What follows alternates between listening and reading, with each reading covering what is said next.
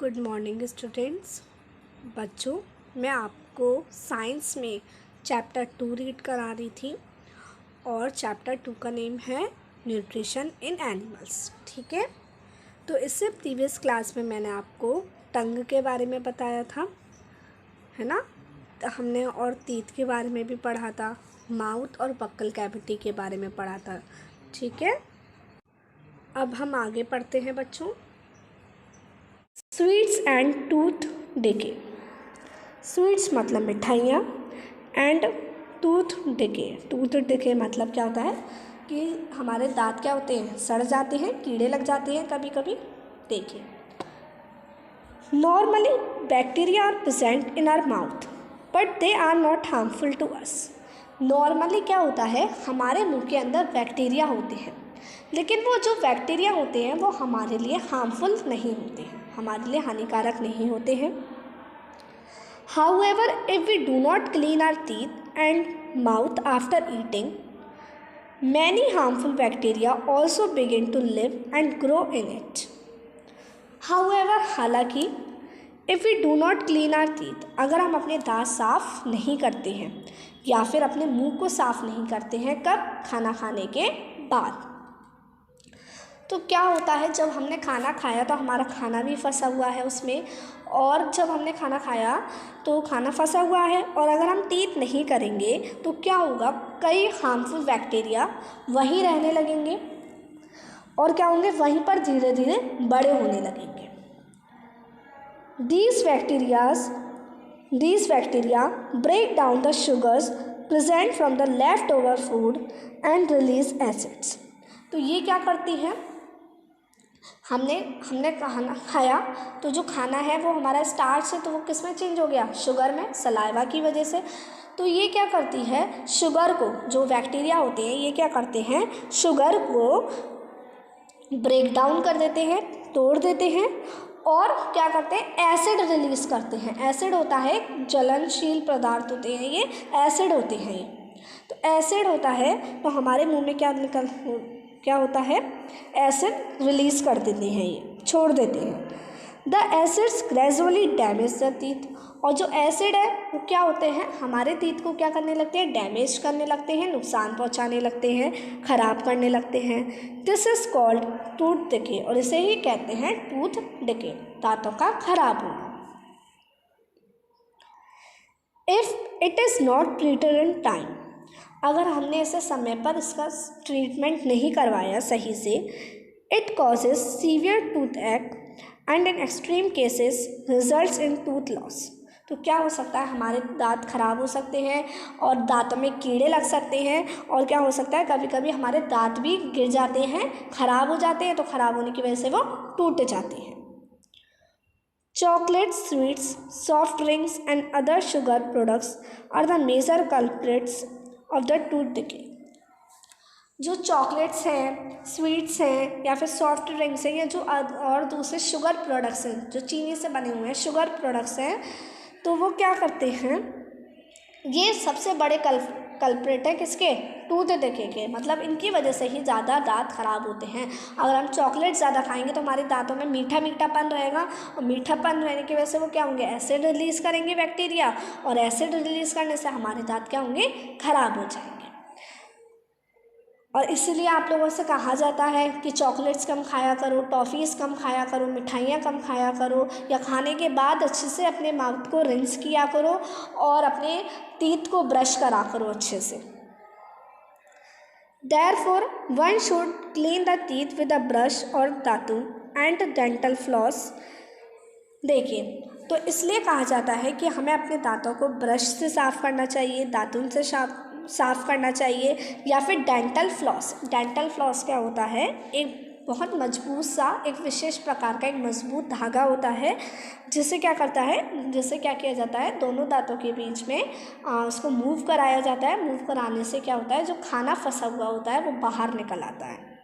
ठीक है, at least twice a day, तो हमें दिन में 2 बार ब्रश करना चाहिए। हमें दिन में कितनी बार ब्रश करना चाहिए, 2 बार। And rinse the mouth after every meal, और हर एक खाने के बाद हमें अपना मुंह धोना चाहिए। अच्छे से कुल्ला करना चाहिए। जैसे हमने खाना खाया तो खाना खाने के बाद हमें अपने माउथ को रिंस करना चाहिए, अच्छे से कुल्ला करना चाहिए। Also one should not put dirty fingers or any unwashed object in the mouth.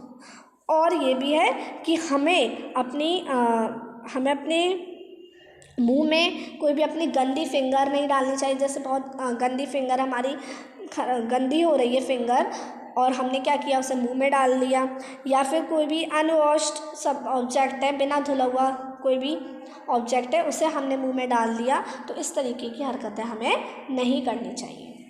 ठीक है, चलिए आगे देखिए। और देखिए आगे क्या लिखा हुआ है। Sometimes when you eat in a hurry, talk or laugh while eating, you may cough, get hiccups or a choking sensation. कभी कभी क्या होता है, जब हम जल्दी में खाना खाते हैं, या फिर बात करते हुए खाना खाते हैं, या फिर हंसते हुए खाना खाते हैं। जैसे हम बात कर रहे हैं खाना खाते वक्त, या हम खाना खाने वक्त हम हंस रहे हैं, या फिर जल्दी खाना खा रहे हैं, तो क्या होता है, हमें खांसी आ जाती है ना, ठसका लग जाता है, हमें खांसी आ जाती है, या फिर हमें हिचकियाँ आने लगती हैं। कब्स मतलब होता है हिचकी, HICCUPS मीन्स होता है हिचकियाँ। तो हमें हिचकियाँ आने लगती हैं, या फिर चोकिंग सेंसेशन, थोड़ी जलन सी हमें होने लगती है। This happens when the food particles enter the wind pipe. तो ऐसा कब होता है, और आपसे कहा भी जाता है कि उल्टे सीधे होकर खाना मत खाओ। क्यों ऐसा कहा जाता है? क्योंकि क्या होता है, जब हम खाना लेते हैं तो हमारे गले में 2 पाइप हैं, एक फूड पाइप और एक विंड पाइप। तो विंड पाइप का काम होता है नॉस्ट्रिल्स में से लंग्स तक, नॉस्ट्रिल्स से लंग्स तक हवा को ले जाना। हम नॉस्ट्रिल्स से, जो हमारे नॉस्ट्रिल्स हैं, उससे हम सांस लेते हैं, तो विंड पाइप क्या करती है, उस एयर को लंग्स तक ले जाती है। तो हमारी दोनों नलियाँ गले में हैं। अब क्या हुआ, हमने टेढ़ा होकर खाना खाया, या फिर बोलते हुए खाना खाया, हंसते हुए खाना खाया, तो इससे क्या होता है, हमारा खाना फूड पाइप में जाने की बजाय विंड पाइप में चला जाता है। कहाँ चला जाता है? विंड पाइप में। तो जब विंड पाइप में खाना चला जाता है, बट द इनसाइड, देन देखिए क्या है, the wind pipe carries air from the nostrils to the lungs, it runs adjacent to the food pipe, but inside the throat air and food share a common passage. तो क्या होता है कि हमारे गले के अंदर एयर और फूड दोनों एक ही कॉमन पैसेज से जाती हैं। Then how is food preventive from entering the wind pipe. अब हम कैसे प्रिवेंट करें कि विंड पाइप में खाना नहीं जाए? During the act of swallowing, a flap like valve closes the passage of the wind pipe. क्या होता है, जब हमने खाना लिया, हमने खाना निगला, तो खाना निगलने से तो जो हमारे गले में एक फ्लैप करती हुई एक बाल्ब होती है, तो वो बाल्ब क्या करती है, विंड पाइप के रास्ते को बंद कर देती है, और ये गाइड करती है, ये निर्देश देती है उसे कि खाने को कहाँ जाना है, फूड पाइप में जाना है। If by chance food particles enter the wind pipe, और अगर बाई चांस, जैसे मैंने आपको बताया ना, आप अगर लेट के खाना खा रहे हैं, या फिर आप बातें करते हुए खाना खा रहे हैं, या बहुत जल्दी खाना खा रहे हैं, तो क्या होता है, जो फूड पार्टिकल है, अगर बाई चांस वो हमारी विंड पाइप में चला जाता है, वी फील चोक, तो हमें थोड़ा यहाँ पर ऐसा लगता है कि चोट सा हो चुका है वो जगह, गेट हिकअप्स, या फिर हमें हिचकियाँ आने लगती हैं, और कफ या फिर खांसी आ जाती है, ठसका लग जाता है ना हमें ठसका। तो इस तरीके से इसलिए कहा जाता है कि बिना बातें करे खाना खाओ, बिना हंसते हुए खाना खाओ, जल्दी में खाना मत खाओ, धीरे धीरे आराम से खाओ, तरीके से बैठ कर खाना खाओ। इसीलिए बोला जाता है कि खाना आपका विंड पाइप में ना चला जाए। ठीक है,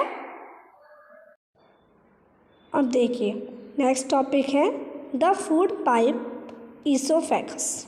अब हम पढ़ेंगे, अभी हमने पढ़ा था माउथ और बकल कैविटी के बारे में, अब हम पढ़ेंगे फूड पाइप, उसके बाद नेक्स्ट है ये ना फूड पाइप। तो फूड पाइप को हम बोलते हैं ईसोफेगस। OESOPHAGUS, oesophagus. क्या है? The swallowed food passes into food pipe और ईसोफेगस। जो हम खाना हमने खाया तो पहले माउथ में गया, बकल कैविटी में गया, फिर हमने जो खाना निगला तो खाना निगलने के बाद वो खाना कहाँ पर गया? फूड पाइप में गया। कहाँ पर गया बच्चों? फूड पाइप में वो खाना गया। ठीक है। The food pipe runs along the neck. तो जो फूड पाइप है वो कहाँ से जाती है? नेक से होते हुए जाती है। कहाँ तक? देखिए, एंड द चेस्ट। तो जो फूड पाइप होती है वो किसके अलॉन्ग रन करती है? किसके अलॉन्ग चलती है? नेक और चेस्ट के along. Food is pushed down by the movement of the wall of the food pipe. तो क्या होता है, जो फूड पाइप है तो जो उसकी दीवारें हैं तो उनके मूवमेंट की वजह से खाना क्या किया जाता है? नीचे पुश किया जाता है, खाना नीचे आता है। Actually, this movement takes place throughout the alimentary canal and pushes the food downward. तो एक्चुअली हम ये कह सकते हैं कि ये जो मूवमेंट होता है पूरी एलिमेंट्री कैनाल में होता है। पूरी जो आपकी कैनाल है इस पूरी कैनाल में ये मूवमेंट चलता रहता है और मूवमेंट चलने की वजह से क्या होता है? आपका खाना नीचे आता जाता है। ठीक है। At times the food is not accepted by our stomach and is vomited out. तो क्या होता है, कभी कभी जब हमारे स्टमक, हमने खाना खाया और हमारे स्टमक ने उसे एक्सेप्ट नहीं किया, तो एक्सेप्ट नहीं करने की वजह से क्या होता है? हमें उल्टी हो जाती है। क्या हो जाती है? हमें उल्टी हो जाती है। Recall the instances when you vomited after eating. तो आप उन चीज़ों को याद करिए, उन क्षणों को याद करिए जब ऐसा हुआ है कि आपने खाना खाया है और आप क्या हो गई है? वॉमिटिंग हो गई है। तो क्यों वॉमिटिंग हुई है? क्योंकि क्या हुआ है, जो आपका खाना है उसे फूड ने, उसे स्टमक ने एक्सेप्ट नहीं किया और फिर क्या होता है? हमें उल्टी हो जाती है। ठीक है। नेक्स्ट टॉपिक देखिए बच्चों, द स्टमक। क्या है नेक्स्ट टॉपिक? The stomach. अब हम पढ़ेंगे स्टमक के बारे में। The stomach is a thick walled bag. जो स्टमक है वो एक तरीके से बैग जैसा है, थैला जैसा है, और जिसकी दीवारें जो हैं, जो वॉल है उसकी, वो बहुत ही मोटी हैं, थिक हैं। Its shape is like a flattened you. यहाँ पर जे नहीं है, यू है। And it is the widest part of the alimentary canal. तो जो स्टमक है वो एक थिक वॉल्ड बैग है और जो उसकी शेप है वो यू की शेप में, जैसे यू को हम चपटा कर दें, बिल्कुल यू को हम क्या कर दें? चपटा कर दें। तो यू को चपटा करने पर जो शेप तैयार होती है वो कहलाती है स्टमक की। क्या कहलाती है? स्टमक की। And it is the widest part of the alimentary canal. और ये एलिमेंट्री कैनाल का सबसे चौड़ा हिस्सा है। सबसे चौड़ा जो वाइड हिस्सा है, कौन सा हिस्सा है? Stomach. It receives food from the food pipe at one end. ये एक फूड पाइप के एक सिरे से, फूड पाइप के एक सिरे से क्या करती है? खाने को रिसीव करती है, खाने को लेता है stomach. And opens into the small intestine at the other. और दूसरे एंड से, जैसे स्टमक ने एक एंड से तो खाने को लिया और दूसरे एंड से इस खाने को कहाँ पे भेज देती है? ये स्मॉल इंटेस्टाइन में भेज देता है। किस में भेज देता है स्टमक? स्मॉल इंटेस्टाइन में। मतलब एक सिरे से खाना लिया और दूसरे सिरे से कहाँ पे खाना भेज दिया? स्मॉल इंटेस्टाइन में। The inner lining of the stomach secretes mucus, hydrochloric acid and digestive juices. तो हमारे स्टमक के इनर लाइनिंग, जो हमारे स्टमक की जो अंदर वाली लाइनिंग है, ये क्या करती है? ये क्या सीक्रेट करती है, क्या निकालती है? Mucus, hydrochloric acid. कहते हैं ना, हमारे पेट में एसिड निकलता है जो खाने को गला देता है, बिल्कुल उसको डाइजेस्ट कर देता है खाने को। तो हाइड्रोक्लोरिक एसिड निकलता है, HCl, एंड डाइजेस्टिव जूस। और बहुत सारे डाइजेस्टिव जूस निकलते हैं, मतलब ऐसे जूस जो खाने को डाइजेस्ट करने में मदद करते हैं। The mucus protects the lining of stomach. जो म्यूकस है वो क्या करता है? स्टमक की लाइनिंग को प्रोटेक्ट करता है, क्योंकि एसिड निकल रहा है तो एसिड निकलने से स्टमक की जो लाइनिंग है वो ख़राब हो सकती है, जल सकती हैं। तो जो म्यूकस है वो उनको बचा कर रखता है। The acid kills many bacteria that enter along with the food. और जो एसिड होता है ये क्या करता है, बैक्टीरिया को मार देता है। जैसे हमारे पेट में अगर कोई बैक्टीरिया है या खाने के थ्रू कोई बैक्टीरिया हमारे पेट में चला गया तो ये उन बैक्टीरिया को मार देता है and makes the medium in the stomach acidic and helps the digestive juices to act. और ये क्या करता है, स्टमक एसिडिक्स का एक ज़रिया बन जाता है, मतलब स्टमक में एसिड निकलता है उसका एक ज़रिया बन जाता है और ये डाइजेस्टिव जूस को काम करने में क्या करता है, मदद करता है। कौन, एसिड। कौन सा एसिड निकलता है, हाइड्रोक्लोरिक एसिड। ठीक है। The digestive juices break down the proteins into simpler substance. और बच्चों डाइजेस्टिव जूस का काम क्या होता है, जो डाइजेस्टिव जूस होता है ये प्रोटीन को सिंपल सब्सटेंसेस में तोड़ देता है। जैसे हमने खाना लिया उसमें प्रोटीन था तो ये प्रोटीन को सिंपल सब्सटेंसेस में तोड़कर इस्तेमाल कर लेता है। ठीक है। तो ये सारी कहानी थी स्टमक के बारे में। स्टमक क्या है, स्टमक में 3 मेनली हम बता सकते हैं चीज़ें क्या निकलती हैं, म्यूकस, हाइड्रोक्लोरिक एसिड और डाइजेस्टिव जूस। म्यूकस का काम होता है स्टमक की इनर लाइनिंग्स को प्रोटेक्ट करना, एसिड का काम होता है बैक्टीरियाज को किल करना और डाइजेस्टिव जूस का काम होता है प्रोटीन को सिंपल सब्सटेंस में चेंज करना। पढ़ने के बाद मैं आपसे कह रही हूँ एक एक टॉपिक को आप 2-2, 3-3 बार पढ़ेंगे तब आपको अच्छे से उसमें समझ में आएगा। तो प्लीज़ रीडिंग ज़रूर करें, हर एक टॉपिक को अच्छे से समझें। मैं पढ़ा रही हूँ साथ के साथ आपको अपना भी तैयार करना है, अपना भी पढ़ना है। ठीक है। 2-2 बार पढ़ें, 3-3 बार पढ़ें, जितना मैंने डेली पढ़ा रही हूँ उसको 2-2, 3-3 बार पढ़ें। चलिए अब मैं आपको चैप्टर यहीं तक पढ़ाती हूँ। अब हम नेक्स्ट क्लास में स्मॉल इंटेस्टाइन के बारे में पढ़ेंगे और लार्ज इंटेस्टाइन के बारे में पढ़ेंगे। ठीक है। तो नेक्स्ट क्लास में मिलती हूँ, तब तक आपको इतना चैप्टर अच्छे से रीड करना है और समझना है। Bye bye.